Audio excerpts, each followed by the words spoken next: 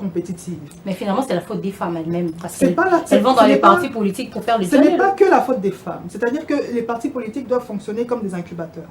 C'est-à-dire quand tu prends une femme, quand tu enrôles une femme, tu dois la rendre compétitive parce que c'est ton parti qu'on voit. Quand on la voit, c'est ton parti qu'on voit. C'est-à-dire qu'il y a moyen de former ces femmes-là.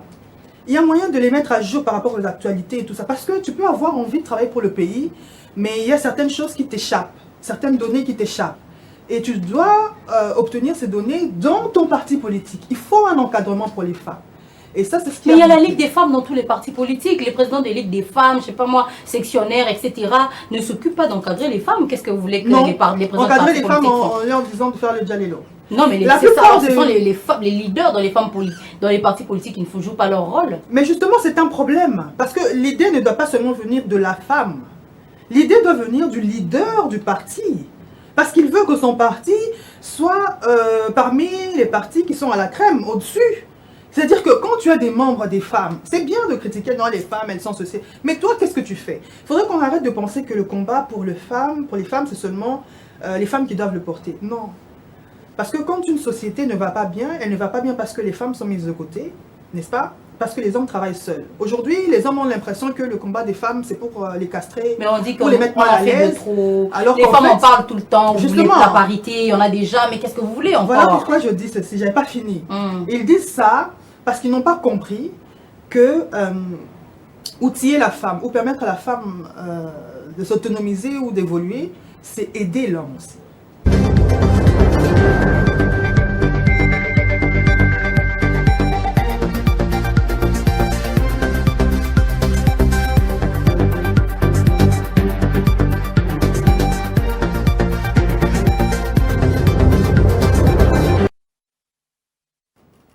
Mesdames et messieurs, je suis heureuse de vous retrouver encore dans cette émission Le Siège qui vous donne l'opportunité de découvrir des personnalités politiques, des leaders d'opinion dans notre République démocratique du Congo, ceux qui s'intéressent de près à la gestion de la Res Publica en ce mois de mars. Nous avons, depuis le début de ce mois, nous vous faisons découvrir des femmes actives dans la politique et celle de la société civile. Et aujourd'hui encore, nous allons discuter autour de la République démocratique du Congo avec l'une d'entre elles. Bienvenue.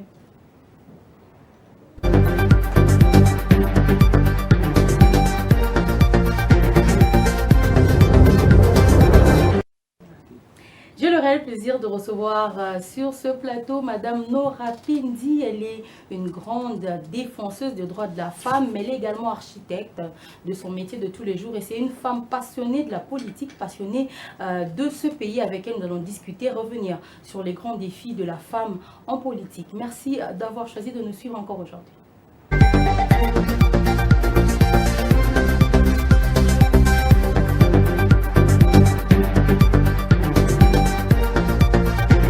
Merci de choisir de nous écouter autour de cette émission. Nous recevons aujourd'hui Madame Nora Pindi, comme je le disais tout à l'heure. C'est une grande passionnée de la politique, mais elle est architecte.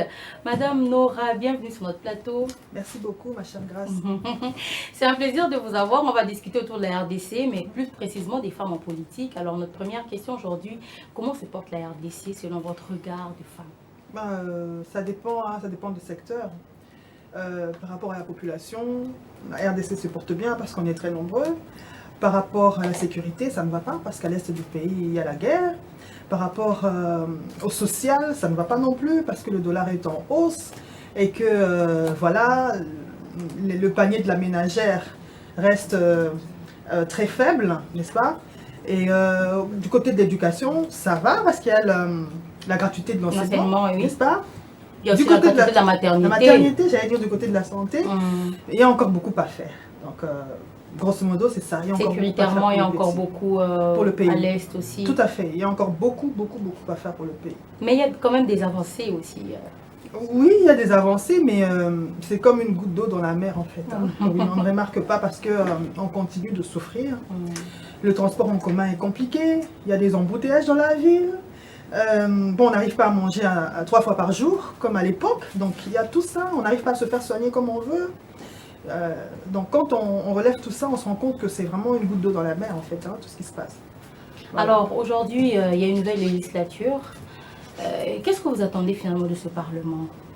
personnellement, les lois qui doivent être votées, quelles sont les grandes réformes qui peuvent être menées, impulsées par ce Parlement?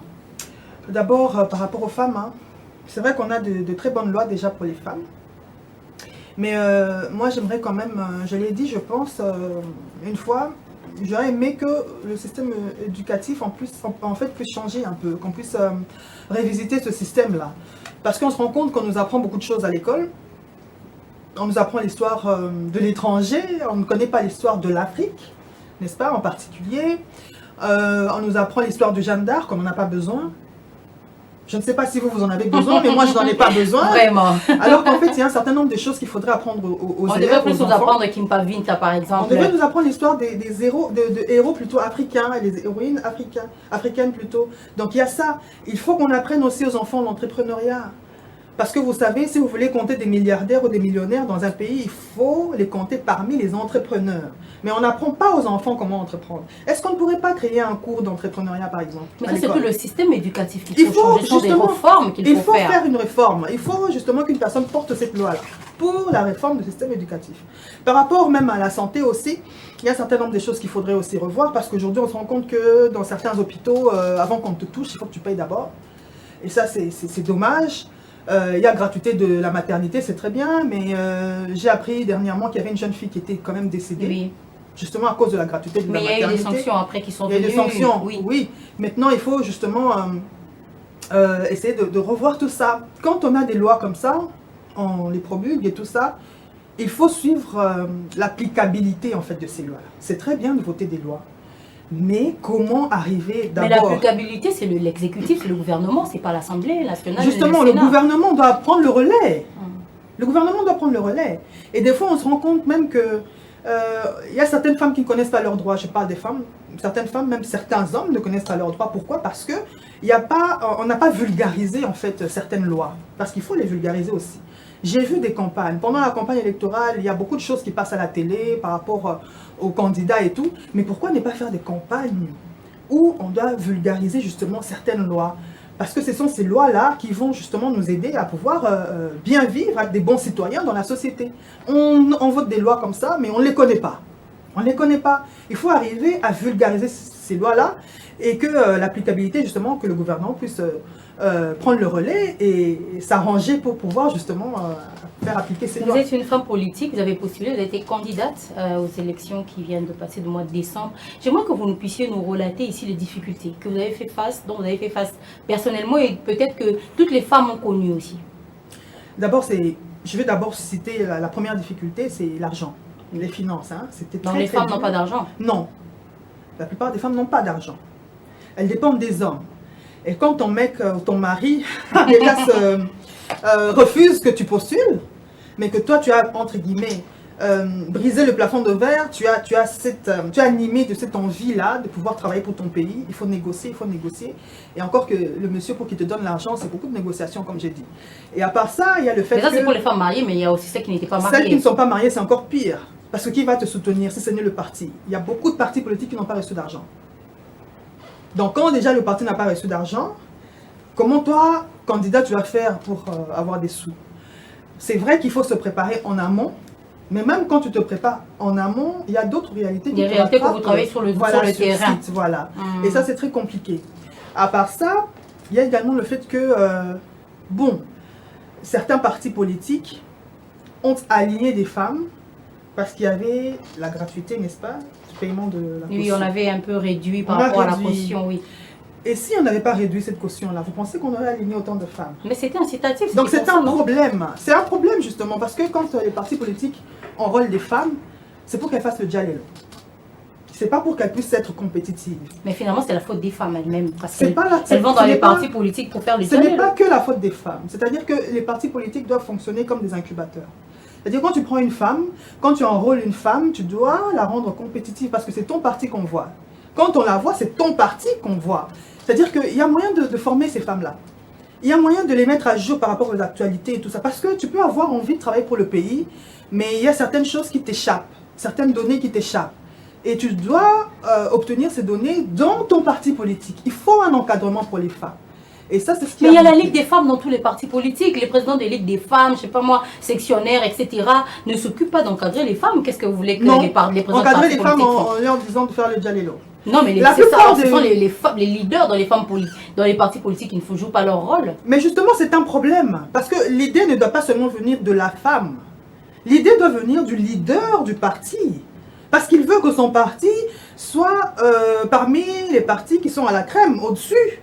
C'est-à-dire que quand tu as des membres, des femmes, c'est bien de critiquer, non, les femmes, elles sont ceci. Mais toi, qu'est-ce que tu fais? Il faudrait qu'on arrête de penser que le combat pour les femmes, c'est seulement les femmes qui doivent le porter. Non. Parce que quand une société ne va pas bien, elle ne va pas bien parce que les femmes sont mises de côté, n'est-ce pas? Parce que les hommes travaillent seuls. Aujourd'hui, les hommes ont l'impression que le combat des femmes, c'est pour les castrer, mais on dit pour les mettre mal à l'aise. Alors les femmes en parlent tout le temps, justement, la parité, il y en a déjà, mais qu'est-ce que vous voulez encore? Voilà pourquoi je dis ceci, j'avais pas fini. Ils disent ça parce qu'ils n'ont pas compris que outiller la femme ou permettre à la femme de s'autonomiser ou d'évoluer, c'est aider l'homme aussi. Aujourd'hui, il y a une charge énorme sur le dos des hommes. Énorme. C'est-à-dire un homme est obligé de sortir le matin pour aller chercher et tout, et tout, et tout. Mais quand la femme ne fait rien, c'est dur. Alors qu'en fait, s'il avait une femme qui pouvait aussi l'épauler, je pense qu'il y a une partie de cette charge en fait qui allait être enlevée, hein, n'est-ce pas, du dos de l'homme. Donc il faut que les hommes comprennent que ce système dans lequel nous sommes est un système qui ne va pas nous permettre de nous développer. Okay. Il faut qu'on travaille ensemble pour que la femme aussi puisse monter. Vous dites que les femmes se plaignent beaucoup. Non, ce sont les hommes qui se plaignent, qui en fait de trop, il y a trop de paris. Soit on en parle tout le temps. Les femmes en font de trop. Oui. Et tout. Vous cherchez seulement à être dans la politique et non ailleurs, apparemment. Non, moi je suis architecte, n'est-ce pas? C'est un milieu purement masculin.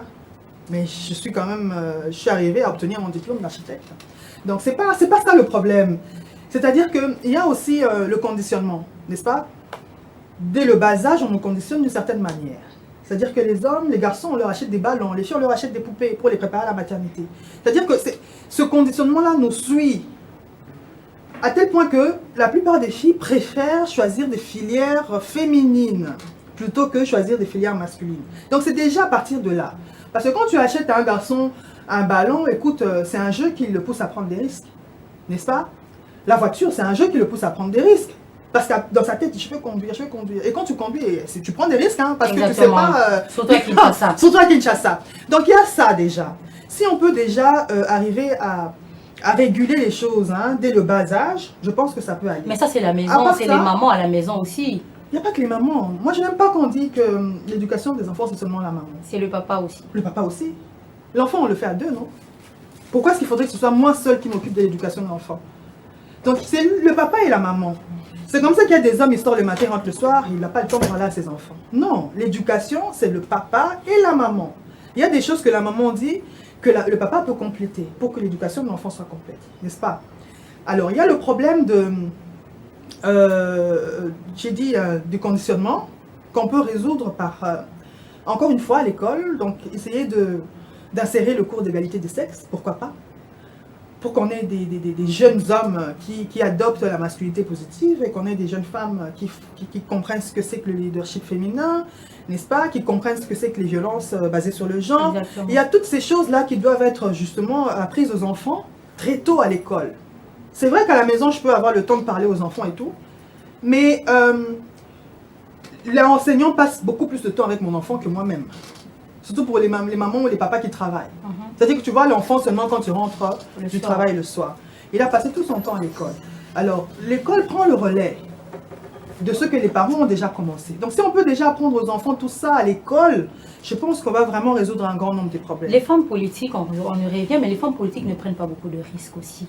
Elles ne sont pas présidentes de partis politiques elles-mêmes, elles sont encore timides. Moi, je reviens aux femmes elles-mêmes. Vous avez parlé du problème des finances, mais je trouve que les femmes ne prennent pas beaucoup de risques.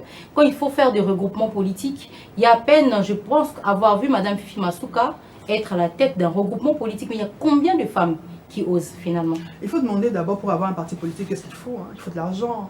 Mais elles sont dans le gouvernement. Les femmes qui sont dans le gouvernement sont déjà dans un parti politique, la plupart sont dans le parti politique qui sont au pouvoir. Mais elles peuvent aussi aller de leurs propres ailes pour propulser les femmes. Est-ce que tu dois créer ton parti politique pour le créer?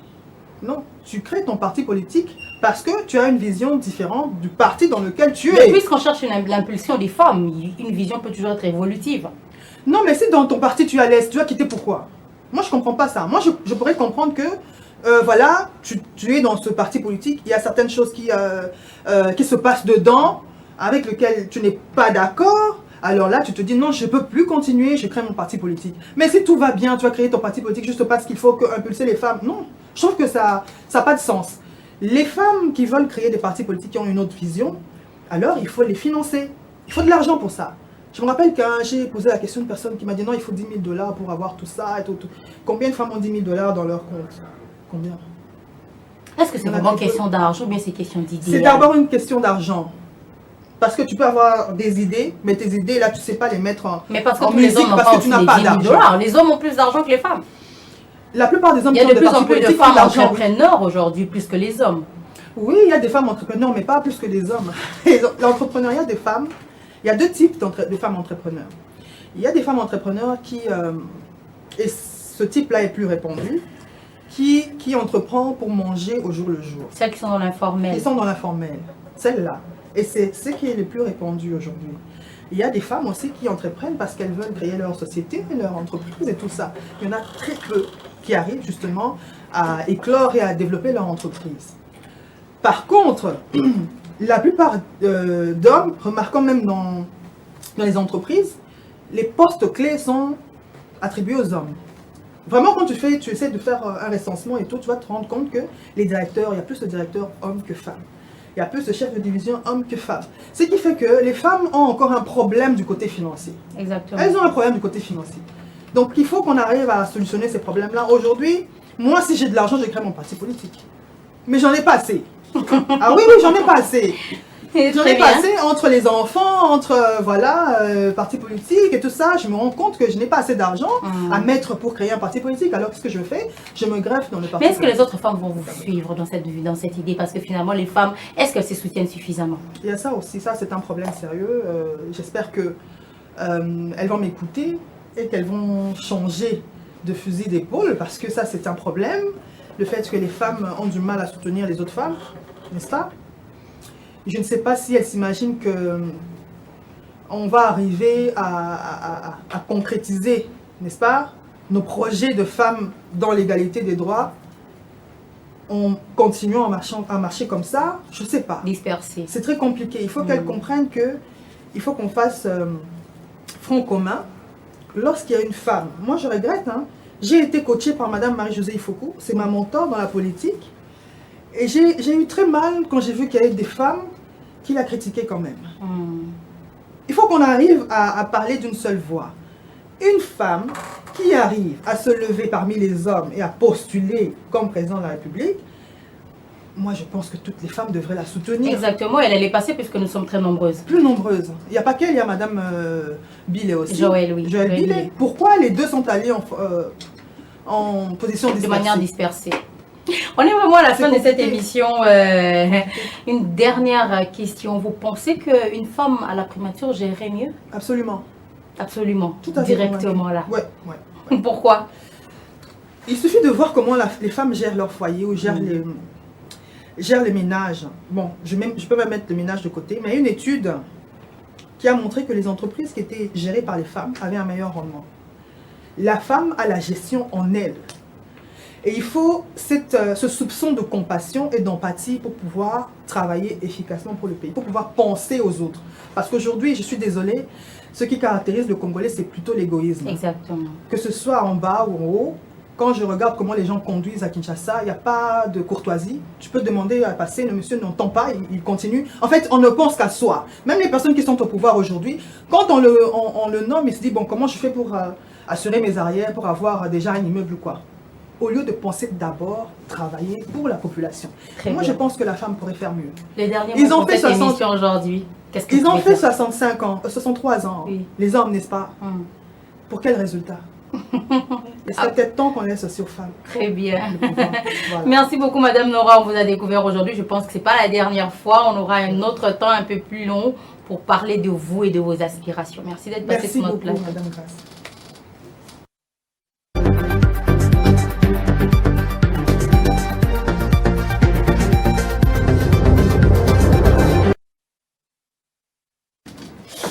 C'est la fin de cette émission. Merci de nous avoir suivis avec attention, comme d'habitude, sur ces antennes. Merci à toutes ces femmes vaillantes qui sont dans la politique. Nous vous encourageons à persévérer au-delà des défis et tout ce que vous pouvez rencontrer. Merci de nous avoir suivis sur cette chaîne, sur la RTGA. Merci au nom de toute mon équipe. Nous nous retrouvons très prochainement avec le même plaisir.